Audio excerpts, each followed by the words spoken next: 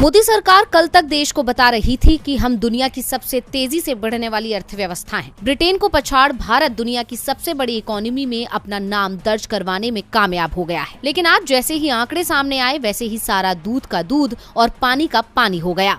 आंकड़ों ने बता दिया कि व्यापार के क्षेत्र में देश किस कदर पिछड़ गया है। आयात में बढ़ोतरी दर्ज की गई है, जिससे व्यापार घाटा बढ़ गया है और ये सब चीन की वजह से हुआ है, क्योंकि भारत से 2022 में चीन को निर्यात सालाना आधार पर 37.9% घटकर 17.48 अरब अमेरिकी डॉलर रह गया। इससे भारत के लिए व्यापार घाटा 101.02 अरब डॉलर रहा और ये 2021 के 69.38 अरब डॉलर के आंकड़े को पार कर गया।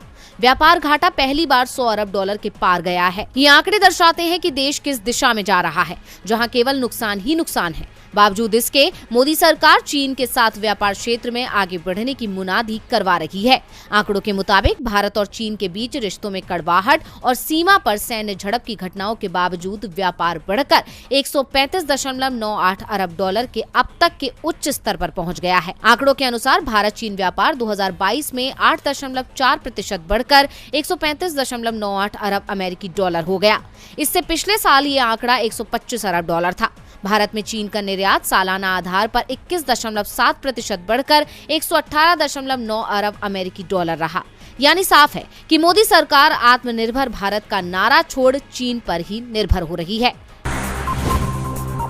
देश में नागरिकता कानून पर जमकर बवाल मचा और आज भी बवाल जारी है। विपक्ष इसे अल्पसंख्यकों को परेशान करने के लिए सरकार की चाल बताता है तो सरकार इसका बचाव करती नजर आती है।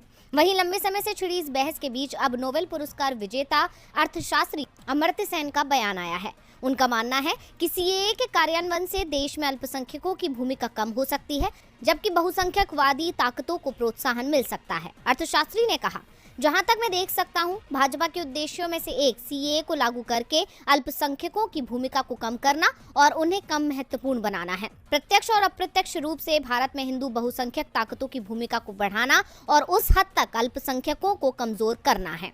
इसके साथ ही उन्होंने कहा कि ये भारत जैसे देश के लिए बहुत दुर्भाग्यपूर्ण है, जिसे एक धर्मनिरपेक्ष समतावादी राष्ट्र माना जाता है और इसका उपयोग विशेष रूप से दुर्भाग्यपूर्ण भेदभावपूर्ण कार्रवाई के लिए भी किया गया है।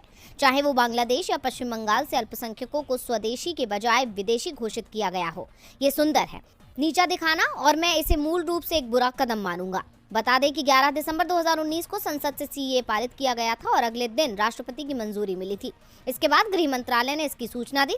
हालांकि कानून को अभी लागू किया जाना बाकी है, क्योंकि सीएए के तहत नियम बनाए जाने बाकी हैं।